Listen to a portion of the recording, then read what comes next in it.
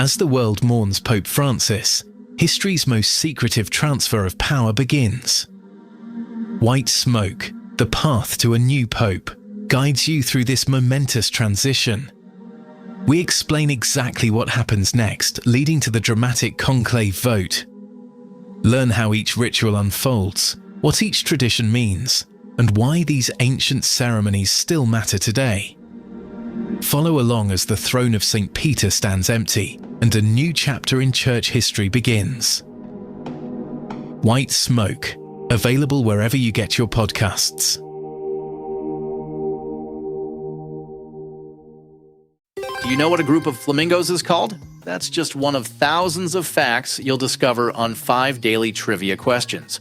Hi, I'm Mark Ellison. Join me every weekday for 5 mind-expanding questions about everything from ancient history to modern technology. Perfect for impressing friends or dominating your next pub quiz. 5 daily trivia questions. And the answer, a group of flamingos, is called a flamboyance.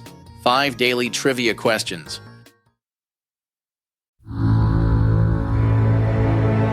Calaroga Shark Media.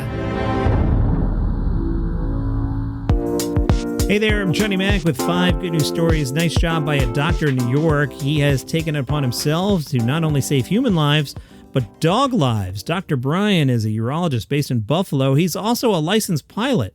He helps dogs from being killed. He works with animal shelters in New York and North Carolina to airlift dogs from animal shelters to foster homes. It's called Pilots N Paws, N in the middle there.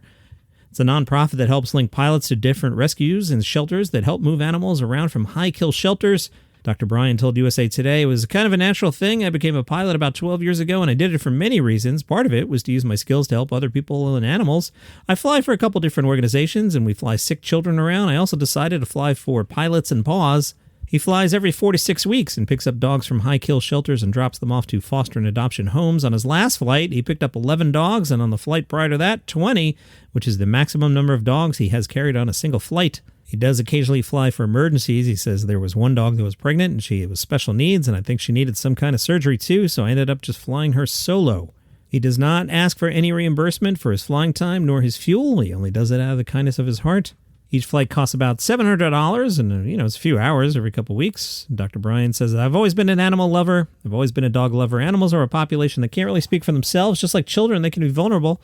I've always been an advocate for that, so I decided to use my pilot skills to help a vulnerable population by doing as much as I can to hopefully better their lives and give them a second chance. Great job, dude. Good news out of Norway. Over the last 100 years, Norwegian forests have tripled in size, according to a new report. In just the last 40 years, they've doubled in size. The local head of research said, we've had very good growth conditions for the forest over the past 10 to 20 years. There have been higher temperatures and longer summers. Well, that's global warming. I'm not sure that's a good thing, Mr. Norway. Anyway, isn't it good Norwegian wood? Meanwhile, the kids of one German household were getting excited. They were getting a new swimming pool. Yeah, the builders were there. They're building a below-ground swimming pool. The men digging a trench noticed some small metal plates. Well, what are these small metal plates?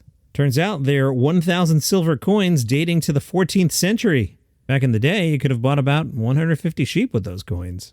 In Florida, a man is deploying subliminal advertising to incite happiness. Gary King was climbing down from a ladder. He had just popped up a sign in red and white that said happiness. He says, all I'm doing is using one word. This word's been around forever, but where do you see it? You don't. He's been hanging metal happiness signs all around St. Petersburg since 2019. It's part of the happiness experiment.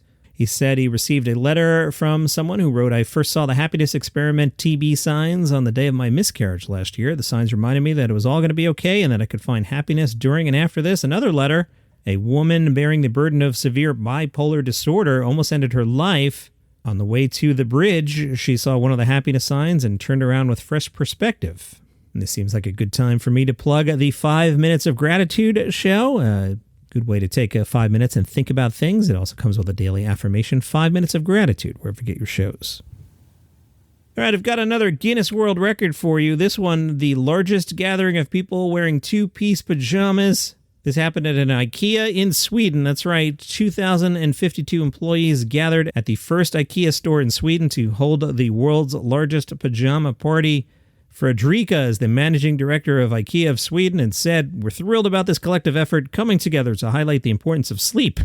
Good sleep benefits everyone, and we believe that by prioritizing it, we can genuinely make a big difference. Small adjustments like choosing the right pillow or lighting can lead to big improvements. Wonder where we could get the right pillow or the right lighting. I can't think of a store that sells those things. Our goal is to make these improvements accessible to everyone because good sleep should be something everyone can achieve." And those are your 5 good news stories for today. If you enjoy the program, please tell a friend about it. They might like it too. And if you would like the program without commercials, there's a link in the show notes that'll tell you how to do that. And you have an awesome day.